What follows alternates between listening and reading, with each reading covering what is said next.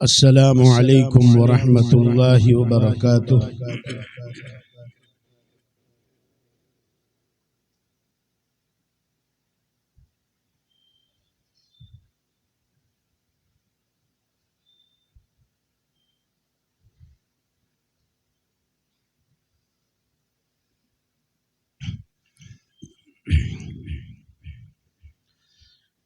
اللهم صل على سيدنا ونبينا مولانا محمد وعلى آل سيدنا ونبينا مولانا محمد وبارك وسلم۔ الحمد لله وحده، والصلاة والسلام على من لا نبي بعده، لا نبي بعده ولا نبوة بعده، ولا رسول بعده ولا رسالة بعده، صاحب التاج والمعراج الذي اسمه مكتوب في الإنجيل والتوراة، ناسخ الملل والأديان، صاحب اللسان والقرآن۔ أما بعد فأعوذ بالله من الشيطان الرجيم، بسم الله الرحمن الرحيم۔ واذكر في الكتاب إبراهيم إنه كان صديقا نبيا، إذ قال لأبيه يا أبت لم تعبد ما لا يسمع ولا يبصر ولا يغني عنك شيئا، يا أبت إني قد جاءني من العلم ما لم يأتك فاتبعني أهدك صراطا سويا، يا أبت لا تعبد الشيطان إن الشيطان كان للرحمن عصيا، يا أبت إني أخاف أن يمسك عذاب من الرحمن فتكون للشيطان وليا، صدق الله العظيم۔ معزز علماء کرام، حفاظ عظام، ڈبھوئی کے میرے نوجوانوں، بزرگوں اور ایک طرف کو بیٹھ کر سننے والی میری مائیں اور بہنیں،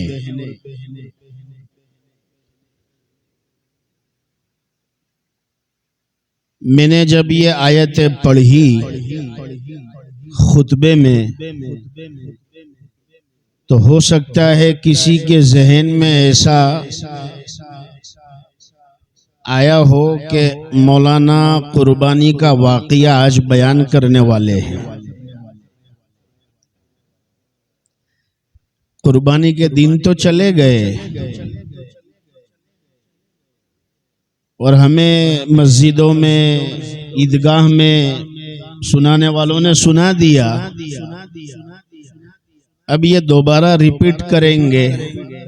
میں واقعہ نہیں سناؤں گا، مجھے صرف ایک بات اس سے آپ کو بیان کرنی ہے۔ وقت اتنا نہیں ہے، گھڑیال ماشاءاللہ آپ نے لگائی ہے اور میں نے بھی ہاتھ میں رکھی ہے۔ والد محترم بھی آخر میں کچھ نصیحت کریں گے۔ اصل تو آج آنا ہوا ہمارا ڈبھوئی ٹاور روڈ پر راٹھوڑ عبادت خانے کے افتتاحی موقع پر۔ تو ڈبھوئی کے بزرگوں نے، ڈبھوئی کے پرانے ساتھیوں نے والد محترم کی آمد پر ایک لگے ہاتھوں پروگرام بھی رکھ دیا کہ لوگوں کو نفع ہو جائے، کچھ ملاقات ہو جائے، دعا ہو جائے۔ بیان تو ماشاءاللہ اب بہت سنتے ہیں جب سے یوٹیوب آ گیا ہے اور جب سے سب کے ہاتھوں میں موبائل ہے، تو بیان بہت سنتے ہیں ماشاءاللہ، محلے محلے مقرر ہو گئے ہیں، مسجد مسجد مقرر ہے، تو ایسی کوئی بات نہیں ہے۔ مجھے تو بس ایک دو بات عرض کرنی ہے۔ ہمارے بڑے یہاں بیٹھے ہیں اس وقت، ڈبھوئی کے روح رواں حضرت مولانا سراج الدین صاحب مد اللہ ظلہ یہاں تشریف فرمائے ہیں۔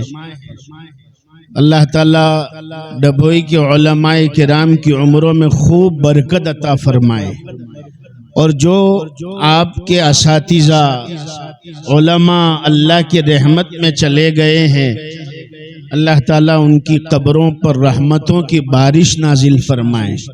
علماء، ذمہ دار، جماعت کے ساتھی، دعوت کے ساتھی، جنہوں نے پرانے زمانوں میں بڑی محنت کی ڈبھوئی کا ماحول بنانے، آج یہ مدرسے چل رہے ہیں، حفاظ کام کر رہے ہیں، دین کی محنت ہو رہی ہے، اور اللہ تعالیٰ نے ڈبھوئی کو ایک ایسا مرکز بنایا کہ اس کے اطراف میں چھوٹے چھوٹے گاؤں، جہاں 5-10 مکان مسلمانوں کے ہیں، وہاں الحمدللہ یہاں سے پانی پہنچ رہا ہے۔ اللہ کا کرم اور اللہ کا احسان ہے۔ لوگ بھول جاتے ہیں مگر اللہ تعالیٰ اپنے بندے کی قربانی نہیں بھولتا۔ لوگ بھول جاتے ہیں۔ تو میں نے جو آیتیں پڑھی ہے برکتاً پڑھی ہے، میں اپنے انداز اور اپنے حساب سے ایک بات سمجھا دوں گا والد صاحب کے آنے تک، اور آخر میں 5-10 منٹ والد صاحب نصیحت فرما دیں گے، دعا ہو جائے گی، آپ بھی چھٹے، ہم بھی چھٹے، اور گھروں میں فریج میں چانپے اور نلیاں میرے خیال سے ابھی تو بھری ہوئی ہے، اور وہ ہمارا انتظار بھی کر رہی ہوگی، تو بس اپنے اپنے گھروں پر جائے اور پھر اپنا کام کریں گے۔ تاریخ اسلام کا یہ آخری مہینہ چل رہا ہے، ذی الحج کا مہینہ۔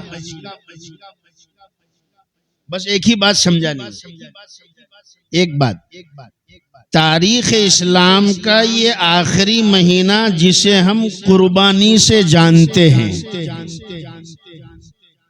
کہ یہ قربانی کا مہینہ ہے، مگر غور کرے اگر تو تاریخ اسلام کا پہلا مہینہ بھی قربانی کا مہینہ ہے، یعنی اسلامی تاریخ کی ابتدا بھی قربانی سے ہوتی ہے، اور تاریخ اسلام کی انتہا بھی قربانی پر ہوتی ہے۔ پہلے مہینے کی قربانی محرم الحرام کی قربانی ہے، اور وہ 10ویں محرم الحرام کی قربانی، اور یہ آخری ذی الحج کے مہینے کی قربانی ہے، یہ بھی 10ویں ذی الحج کی قربانی ہے۔ وہ قربانی کربلا کے میدان میں تھی، اور یہ قربانی مینا کے میدان میں پیش آئی۔ وہ قربانی وہ بھی نبی کے نواسے کی قربانی ہے، اور ذی الحج کی قربانی یہ بھی نبی کے لال کی قربانی ہے۔ وہ 10ویں محرم الحرام کو کربلا کے میدان میں آئے تو شہید اعظم بن گئے، اور یہ 10ویں ذی الحج کو مینا کے میدان میں آئے تو ذبیح اعظم بن گئے۔ محرم الحرام کی قربانی میں نبی کے نواسے نے نانا جان کا وعدہ پورا کیا، اور 10ویں ذی الحج کی قربانی میں ذبیح اللہ حضرت اسماعیل علیہ السلام نے اپنے ابا کا خواب پورا کیا۔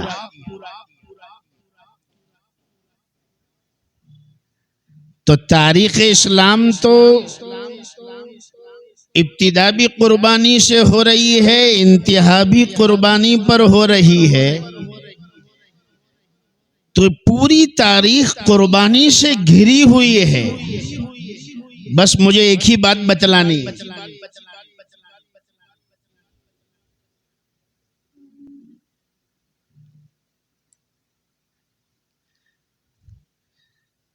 قربانی کا گوشت تو بڑے اچھی طریقے سے کھا لیا،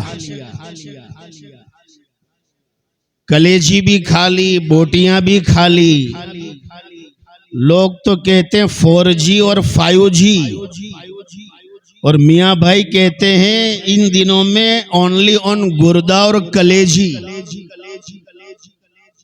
لوگوں کا نعرہ تو 4G اور 5G کا ہوتا ہے، مگر ہمارا نعرہ ہے گردہ اور کلیجی۔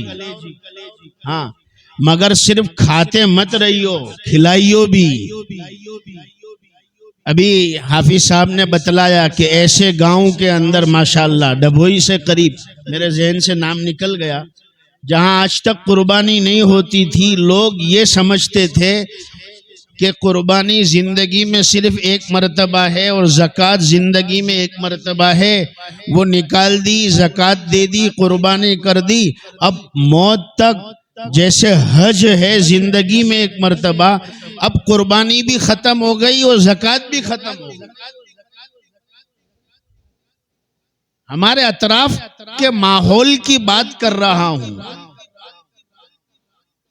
کہ ہمارے اطراف میں کیا لوگوں کے ذہنوں میں چل رہا ہے، وہاں پر الحمدللہ قربانی ہوئی۔ ایک مسئلہ لکھا ہے علماء کرام نے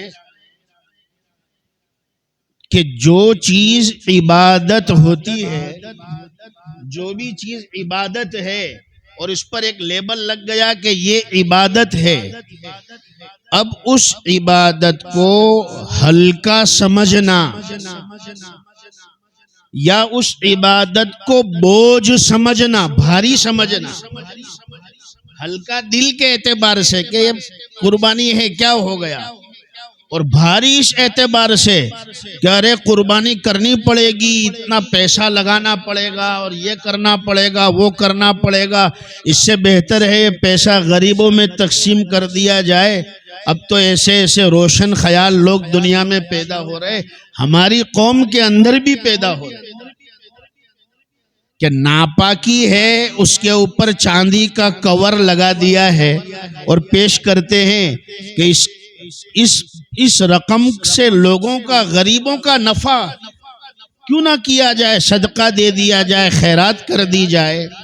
میں نے اپنے والد محترم سے سنا، اپنے اساتذہ کرام سے سنا، جو چیز جس کا بدل ہوتی ہے تو بدل کا بدل پھر نہیں ہو سکتا۔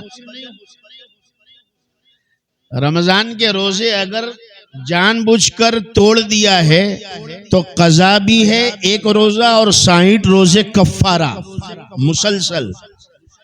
اب اگر کوئی کہے کہ 60 روزے تو نہیں رکھ سکتا تو 60 روزے کے بدل کچھ ہے، تو جواب یہ ہوگا کہ یہی 60 روزے ایک روزے کا بدل ہے، اب اس کا بدل نہیں ہو سکتا۔ قربانی حضرت ذبیح اللہ حضرت اسماعیل علیہ السلام کا بدل ہے، تو اب بدل کا بدل نہیں ہو سکتا، لہذا یہی کرنی پڑے گی۔ اور لگے ہے تو ایک اور بھی چیز کہہ دوں، میں تو اس ایک مضمون پر کچھ 2-4 پوائنٹ کہتا ہوں، مگر اب مختلف باتیں ہیں تو ساتھ میں کہہ دوں۔ علماء کرام نے فرمایا شریعت اسلام میں کچھ چیزیں ایسی بھی ہے جس کی علت اور حکمت تلاش کرنے کی ضرورت نہیں ہے۔ حضرت شاہ ولی اللہ محدث دہلوی رحمت اللہ علیہ نے باقاعدہ اس پر لمبی بحث لکھی ہے۔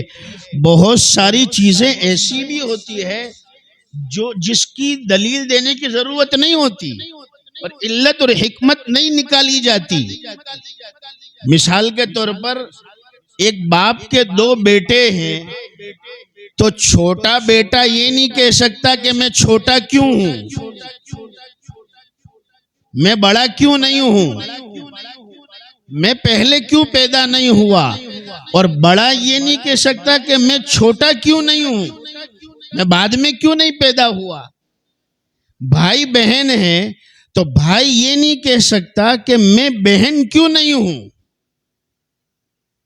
اس وقت یہ جواب ہوگا اللہ نے تجھے بھائی بنایا تو تو بھائی بن گیا، اور اللہ نے بہن کو بہن بنایا تو وہ بہن بن گئی، بڑے کو بڑا بنایا تو وہ بڑا ہو گیا۔ اس میں اللہ کی مرضی، کیا کہتے، اس میں حکمت اور علت نہیں۔ بھائی اللہ نے بڑا پہلے پیدا کیا تو بڑا بن گیا، بعد میں پیدا ہوا تو چھوٹا بن گیا، مرد پیدا کیا تو بھائی بن گیا، لڑکی پیدا کیا تو بہن ہو گئی۔ اس میں علت نہیں ڈھونڈی جاتی۔ بالکل اسی طریقے سے شریعت اسلام کے کچھ احکامات ایسے ہیں کہ جن کی علت اور حکمت تلاش نہیں کی جاتی، یہ اللہ کی مرضی ہے، اللہ کی مرضی ہے۔ خیر، قربانی کے دن تو چلے گئے، میں قربانی کا بیان نہیں کروں گا، مگر بس ایک بات سمجھانا چاہتا ہوں۔ ہاں، دن چلے گئے مگر گوشت ابھی تک ہے، اور جن کے گھر میں فریج نہیں بھی ہوتا ہے تو ان کے پاس بھی سسٹم ہوتی ہے کہ گوشت کو کیسے برقرار رکھا جائے، ڈھابے پہ سکھا بھی دیتے، دوریوں پر اور تار پر، اور بوٹیاں بنا بنا کر سکھائیے، اور فریج نہیں ہے تو بھی اس کا انتظام۔ ہمارے پاس سب رستے ہیں ماشاءاللہ، اور پھر چلتا ہے، کئی کئی مہینوں تک چلتا ہے۔ ایک لطیفہ ہے کہ ایک آدمی کا قربانی کا بکرا جنت کے اندر ایک کونے میں بیٹھا تھا، سارے قربانی کے بکرے تو دوڑ بھاگ رہے تھے، اس کا بکرا جو ہے کونے میں بیٹھا تھا۔ خواب میں پوچھا کہ بھائی تو کیوں نہیں بھاگ رہا ہے، تو کیوں نہیں دوڑ رہا ہے؟ تو اس نے کہا بکرے نے کہ میں کیسے دوڑوں، میرے پاؤں تو ابھی فریج میں پڑے، پائے تو ابھی فریج میں پڑے، تو میں کیسے دوڑوں گا؟ تو جلدی سے کھا پی کے ختم کرو تاکہ میں بھی یہاں دوڑتا بھاگتا ہو جاؤں۔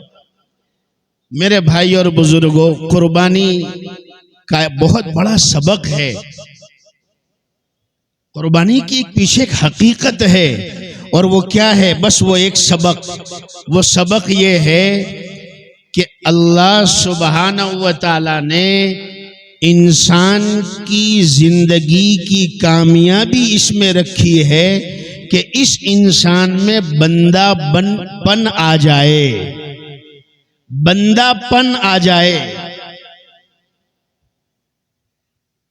یہ ہمارے اختیار میں ہے، بندہ پیدا ہونا یہ ہمارے اختیار میں نہیں تھا، ہمارے اختیار میں نہیں تھا کہ بندہ پیدا ہو، مگر اللہ نے پیدا کیا بندہ بنا کر، تو اب یہ ہمارے اختیار میں ہے کہ بندہ پنی آ جائے،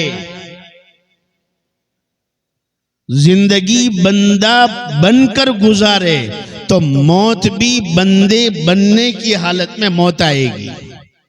قرآن کریم نے اسی کو فرمایا، وَلَا تَمُوتُنَّ إِلَّا وَأَنْتُمْ مُسْلِمُونَ،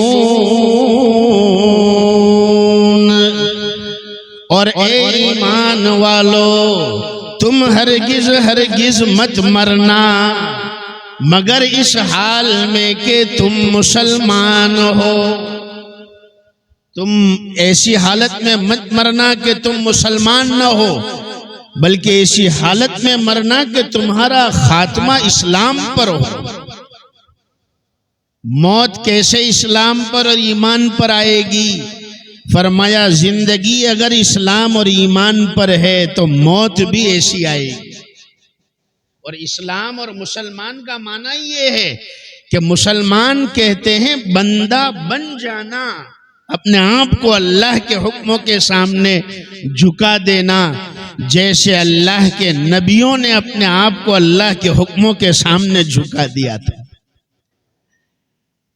ایک ہے بندہ اور ایک ہے نوکر۔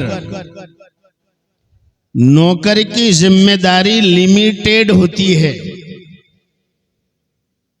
نوکر کی ذمہ داری اور ڈیوٹی طے ہوتی ہے، صبح 8 سے شام کے 6 بج گئے تو اب میں کام نہیں کروں گا، یہ تو نوکر ہے۔ اللہ نے انسان کو اور انسان کے سب سے بڑے انسانوں میں سب سے بڑے سید البشر حضرت محمد الرسول اللہ صلی اللہ علیہ وسلم کو یہ نہیں کہا کہ تمہاری نوکری ہے، بلکہ یہ کہا کہ تم بندے ہو ہمارے، تم بندے ہو۔ سبحان الذی اسری بعبدہ لیلا من المسجد الحرام الی المسجد الاقصی، بندے ہو تم۔ بندے کا کام کیا ہے؟ 24 گھنٹے کی ڈیوٹی ہے، 8 گھنٹے کی نہیں۔ دن میں، رات میں، خوشی میں، غمی میں، ہر حال میں مرضی مولا ازہم اولا، مرضی مولا ازہم اولا، جدھر اس کا مولا ادھر شاہ دولا۔ حضرت ابراہیم علیہ السلام کا واقعہ تو نہیں سناؤں گا، وقت نہیں ہے، مگر ایک کڑی سنا دوں کہ انہوں نے اللہ کی مرضی کے سامنے اپنی مرضی کو گرا دیا تو اللہ تعالیٰ نے ان کو زمانے کا امام بنا دیا۔ وَإِذِ ابْتَلَىٰ إِبْرَاهِيمَ رَبُّهُ بِكَلِمَاتٍ فَأَتَمَّهُنَّ قال انی جاعلک للناس اماما، ہم نے تم کو امام بنا دیا۔ 3,500 سے زیادہ محدثین حضرات نے لکھا ہے، 3,500 سے زیادہ انبیاء حضرت ابراہیم علیہ السلام کی اولاد میں آئے، 3,500 سے زیادہ۔ ابو الانبیاء اللہ نے ان کو لقب عطا فرمایا۔ ملک شام فلسطین میں جن کا اب نام اسرائیل دے دیا گیا ہے، ایک علاقہ ہے بلکہ شہر ہے، شہر الخلیل، وہاں ایک مسجد ہے، مسجد ابراہیم۔ اس مسجد کے اندر حضرت ابراہیم علیہ السلام کا خاندان جو عراق میں پیدا ہوئے تھے، اللہ تعالیٰ نے ہوتے ہوتے ہوتے فلسطین پہنچایا۔ آج وہاں پر یہ پورا خاندان مدفون ہے۔ حضرت ابراہیم علیہ السلام، حضرت اسماعیل علیہ السلام، حضرت اسحاق علیہ السلام، حضرت اسحاق علیہ السلام کی بیوی رفقہ، جن کا شوہر بھی نبی تھا، جن کا بیٹے بھی نبی تھے، جن کے سسر بھی نبی تھے، وہ بھی وہاں مدفون۔ حضرت حتیٰ کہ یعقوب علیہ السلام اور حضرت یوسف علیہ السلام بھی وہاں ہیں۔ حالانکہ حضرت یوسف علیہ السلام کی وفات مصر میں ہوئی، ان کی پوری زندگی کا واقعہ مصر میں گزرا، بچپنے سے لے کر موت تک۔ اور قرآن کریم نے جتنے واقعے بیان کیے، سب سے بہترین واقعہ مصر کے واقعے کو کہا، یعنی حضرت یوسف علیہ السلام کے واقعے۔ نحن نقص علیک احسن القصص۔ وفات تو ہوئی حضرت یوسف علیہ السلام کی مصر میں، اور دفن بھی دریائے نیل میں کیے گئے۔ لکھا ہے کہ جب حضرت یوسف علیہ السلام کو دریائے نیل میں داہنی جانب دفن کرتے تو سارا پانی داہنی جانب آ جاتا تھا، بائیں جانب دفن کرتے سارا پانی بائیں جانب آ جاتا تھا۔ آخر میں درمیان میں دفن کیا حضرت یوسف علیہ السلام کو تو پانی لیول پر آ گیا۔ 400 سال کے بعد حضرت یوسف علیہ السلام کے 400 سال کے بعد حضرت موسیٰ علیہ السلام جب مصر سے ہجرت فرما رہے تھے، تب اللہ نے حکم دیا کہ اپنے ساتھ حضرت یوسف علیہ السلام کی نعش مبارک کو بھی لے جاؤ اور مصر سے فلسطین میں لے جا کر دفن کر دو۔ مجھے کوئی بہت سارے واقعے بیان نہیں کرنے ہیں، بس یہ بات بتلانی ہے کہ حضرت ابراہیم علیہ السلام کو اللہ نے کیسا امام بنایا۔ ایک صفت پر اپنے آپ کو اللہ کے سامنے، اللہ کے حکم کے سامنے گرا دیا، بندہ بنا دیا۔ اور وہ تو بڑا مشہور ہے کہ نمرود نے آگ جلائی اور اللہ نے آتش نمرود کو گلے گلزار کر دیا۔ ہمارے کیا نام چینل والے نے بھائی نے درخواست کی، حافظ نعیم صاحب معاف کرنا، مولانا کچھ اشعار سنانا، تو میں سناتا ہوں۔ بڑے پیارے اشعار ہے، آپ بھی اگر ساتھ دیں گے تو انشاءاللہ بہت اچھا سما بنے گا۔ شاعر کہتا ہے کہ اللہ سبحانہ و تعالی کی عطا اور اس کی سزا وہ کیسی ہے۔ شاعر کہتا ہے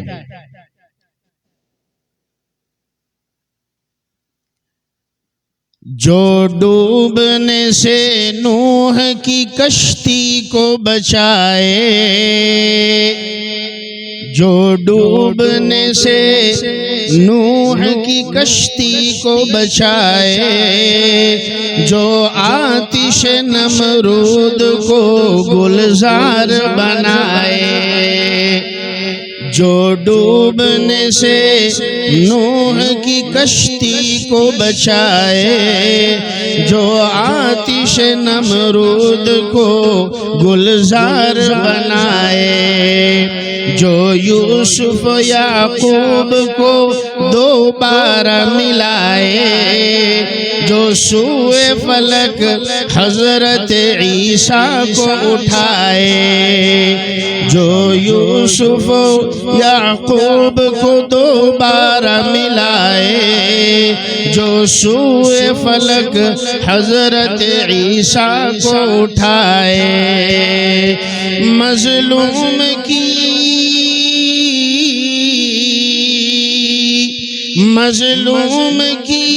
بر وقت مدد جس کی عطا ہے،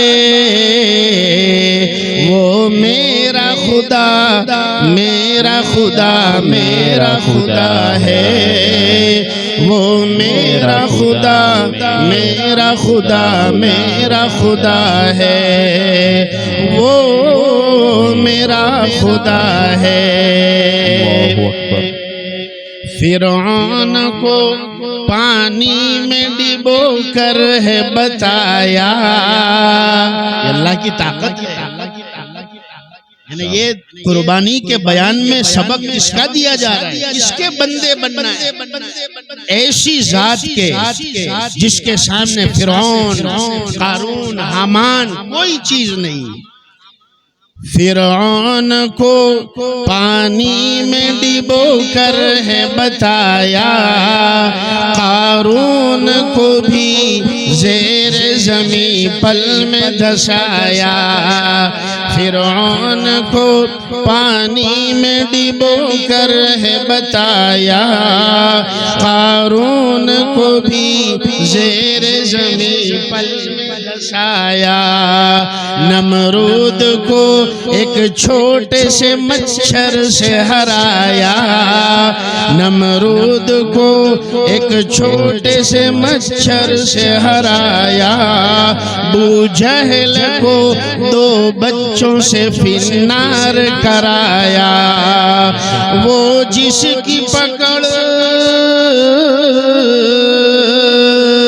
وہ جس کی پکڑ سے کوئی ظالم نہ بچا ہے، وہ میرا خدا، میرا خدا، میرا خدا ہے، وہ میرا خدا، میرا خدا، میرا خدا ہے، وہ ان کا خدا، ان کا خدا سب کا خدا ہے، وہ سب سے جدا، سب سے عیا، سب سے بیاں ہے، وہ میرا خدا، میرا خدا، میرا خدا ہے۔ ماشاءاللہ، سبحان انسان دندناتا ہے، انا ربکم الاعلی کے دعوے کرتا ہے، مگر اسے پتہ نہیں ہوتا کہ ایک قدم پر اسرائیل میرے لیے تیار کھڑا ہے، ایک قدم پر ڈبھوئی والوں اور اطراف سے آنے والے میرے بھائیوں، ایئر انڈیا تو ایک بہانہ ہے، ایک بہانہ ہے۔ 12 سیکنڈ، صرف 12 سیکنڈ ہنستا کھیلتا ایک پریوار 12 سیکنڈ کے اندر، یہ تو ایک حادثہ ہے مگر ایک بہانہ ہے۔ ہم اس پر کوئی خوشی ظاہر نہیں کر رہے بلکہ دعا کر رہے، اللہ تعالیٰ اہل ایمان جو شہید ہوئے ان کی مغفرت فرمائے، آمین۔ اور جتنے بھی اس میں حادثے میں لقمہ اجل بن گئے، اللہ ان کے گھر والوں کو شانتی عطا فرمائے، صبر جمیل عطا فرمائے۔ یہ بہانہ ہے۔ سب سے بڑا پیغام قربانی کا یہ ہے کہ انسان کے اندر بندگی کا جذبہ آ جائے۔ میں بہت زیادہ نہیں کہوں گا، وقت نہیں ہے، والد صاحب بھی تشریف فرما ہے۔ ایک چھوٹی سی مثال دوں کہ جب ہوائی جہاز اڑتا ہے فضا میں، ٹیک آف ہو جاتا ہے، یہ تو 600 فٹ تھا، ورنہ عام طور پر جب اوپر جاتا ہے 35,000 فٹ 40,000 فٹ اوپر چلا جاتا ہے، اور پھر وہ اپنی رفتار سے چلتا ہے، مگر وہ اوپر جانے کے بعد بھی نیچے کے کنیکشن سے جڑا رہتا ہے، وہ بے لگام نہیں ہوتا، رڈار میں رہتا ہے، اس کی لمٹ میں اڑتا ہے، سپیڈ نیچے سے کنٹرول ہوتی ہے، اس کی دشائیں ڈگری نیچے سے کنٹرول ہوتی ہے۔ اگر وہ نیچے سے کے کنٹرول سے ہٹ جائے تو پھر جان کا خطرہ، ایک کا نہیں سب کی جان کا خطرہ، اگر کنیکشن نیچے سے کٹ جائے۔ جس طریقے سے ہوائی جہاز اڑتا اوپر ہے فضا میں مگر نیچے سے کنیکٹ رہتا ہے، بالکل اسی طریقے سے انسان کو یہ تعلیم ہے، تیری زندگی بھی ہوائی جہاز ہی کی طرح ہے، اس سے کچھ الگ نہیں ہے۔ تو چلتا زمین پر ہے مگر اوپر کے کنیکٹ میں ہے، اوپر سے کنیکشن ہے کہ تجھے داہنی جانب جانا ہے یا بائیں جانب جانا ہے، کہاں جانا ہے، اوپر سے آرڈر ہوگا، یہ چیز تیرے لیے حلال ہے، یہ چیز تیرے لیے حرام ہے۔ اور اگر اوپر سے کنیکٹ رہے گا تو صحیح سلامت منزل تک پہنچے گا، اور صحیح تیری جان کی بھی حفاظت اور تیرے ایمان کی بھی حفاظت۔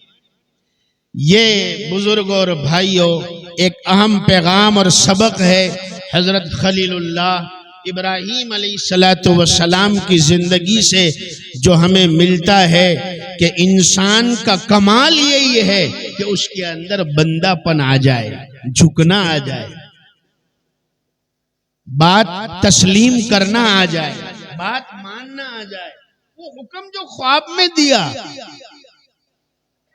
ابراہیم علیہ السلام نے، خواب کے حکم کو مانا، اپنے اکلوتے بیٹے اسماعیل علیہ السلام کو ذبح کر دیا۔ کیا تھا اس کے پیچھے لوجک؟ کیا تھا؟ یہی تو تھا کہ وہ اللہ کے حکم پر اپنے آپ کو سرنڈر کرنا جانتے تھے۔ اللہ نے انہیں ایسا ایمان اور یقین عطا فرمایا کہ ایک پوری امت کا ایمان ایک طرف، ان ابراہیم کان امتن قانتن للہ حنیفا، ایک ابراہیم علیہ السلام کا ایمان ایک پوری امت کے قائم مقام تھا۔ اور ہمارے لیے حضرت ابراہیم علیہ السلام کی زندگی میں نمونے قرآن کریم نے، بس آخری بات، حضور پاک صلی اللہ علیہ وسلم کی زندگی کو اسوہ کہا۔ یہ حفاظ اور علماء ہیں، انہیں لطف آئے گا۔ حضرت نبی اکرم صلی اللہ علیہ وسلم کی زندگی کو اسوہ کہا قرآن نے، اور حضور کے علاوہ کسی نبی کی زندگی کو اسوہ کہا ہو تو وہ صرف اور صرف حضرت ابراہیم علیہ السلام۔ لقد کان لکم فی رسول اللہ اسوۃ حسنہ، اور قد کانت لکم اسوۃ حسنۃ فی ابراہیم هو الذین معہ۔ تو حضور پاک صلی اللہ علیہ وسلم کی زندگی کو اسوہ کہا اور حضرت ابراہیم علیہ السلام کی زندگی کو اسوہ کہا۔ ان کے علاوہ کسی نبی کی زندگی کو نہیں کہا۔ اور ایک بات اور بھی لکھی ہے علماء کرام نے کہ جب معراج میں آپ صلی اللہ علیہ وسلم تشریف لے گئے مسجد حرام سے مسجد اقصی، سارے نبیوں نے آپ صلی اللہ علیہ وسلم سے ملاقات کی اور حضور کو سلام کہا، مرحبا بالنبی صالح وابن صالح۔ ہر نبی نے حضور کو سلام کہا اور ویلکم کہا، مگر ایک پیغمبر، ایک نبی حضرت ابراہیم علیہ السلام تھے کہ انہوں نے حضور کو کہا کہ اے پیارے نبی، آپ پر بھی میرا سلام اور آپ کی امت کو بھی میرا سلام۔ اسی لیے علماء نے فرمایا، عصر بعد درود شریف کی مجلس میں بیٹھے تھے نا، کتنے درود پڑھے سنے ہم نے، ہر درود میں حضرت ابراہیم علیہ السلام کا نام اسی لیے ہے، کسی اور نبی کا نام درود پاک میں اس لیے نہیں ہے کیونکہ حضرت ابراہیم علیہ السلام نے ہی معراج کی رات میں اس امت کو بھی سلام پہنچایا ہے۔ اس امت کا کنیکشن ہے حضرت ابراہیم علیہ السلام کے ساتھ۔ اور مجھے اب اپنے فلائٹ کو لینڈ کرنا ہے اور اب اتار رہا ہوں میں، اللہ کرے صحیح سلامت اتر جائے۔ جو حالات اس وقت چل رہے ہیں ڈبھوئی والوں، آج کے زمانے کے حالات حضرت ابراہیم علیہ السلام کی سیرت سے میچ کھاتے ہیں، کیونکہ آپ جس علاقے میں عراق میں پیدا ہوئے پلے بڑے، وہ علاقہ بت پرست کا تھا، باپ بت تراش تھا، قوم بت پرست تھی، اور سب پورا ماحول یہ چاہتا تھا کہ ابراہیم علیہ السلام بھی انہی سورج چاند ستاروں اور پتھروں کو معبود کہے جن کو ہم کہتے ہیں، تو ابراہیم تم ہمارے جیسے ہو جاؤ ڈبھوئی کے میرے بھائیوں۔ اس لیے یہ ہماری جماعت کی محنت، ہماری جمعیت کی محنت، اور نمبر 3 ہمارے جامعات کی محنت، جامعات یعنی مدارس کی محنت، جمعیت کی محنت اور جماعت کی محنت اسی لیے ہے کہ آج زمانہ یہ چاہتا ہے کہ تم مسجد اور مدرسے میں مسلمان نظر آؤ، تمہارا ایمان مسجد اور مدرسوں تک محدود رہے، باقی مارکیٹ کے اندر تجارت میں، بزنس میں اور خرید و فروخت میں، اخلاق میں، معاملات میں تم ہمارے جیسے بن جاؤ، تم اپنے مذہب کا لباس اتار دو، اور ہم جس کی پوجا کرتے ہیں تم بھی ان کی عبادت کرنے لگ جاؤ۔ آج کا حال بھی حضرت ابراہیم علیہ السلام کے حال سے بالکل میچ کھاتا ہے۔ قرآن کہتا ہے حضرت ابراہیم علیہ السلام امتحان میں کامیاب ہوئے تو ہم نے امام بنا دیا۔ آج کا مسلمان اپنے ایمان میں اگر کامیاب ہے تو اللہ تعالیٰ اس کو بھی نعمتوں سے اور درجات سے سرفراز کرے گا، اپنی خوشنودی اور رضا نصیب کرے گا۔ میں اپنی بات کو اب سمیٹ لیتا ہوں، ختم کرتا ہوں۔ انہی باتوں پر والد محترم یہاں تشریف فرما ہے، چند منٹ نصیحت سن لیں گے ہم، اور پھر انشاءاللہ والد محترم کی مستجاب دعا پر ہماری آج کی مجلس کا اختتام ہوگا۔ اللہ تعالیٰ آپ کی محبت کو قبول فرمائے۔ جتنے احباب جو ہے نام سن کر اعلان پڑھ کر یہاں تشریف لائے، ہمارے بہت سے ساتھی بھی ہے پڑھنے کے زمانے کے دارالعلوم بڑودہ کے، اللہ تعالیٰ ان ساتھیوں کو سلامت رکھے، ان سے دین کا کام اللہ تعالیٰ لیتے رہے، اور اللہ تعالیٰ آپ کی ہماری دین اور ایمان کی حفاظت فرمائے، آمین۔ وآخر دعوانا الحمدللہ۔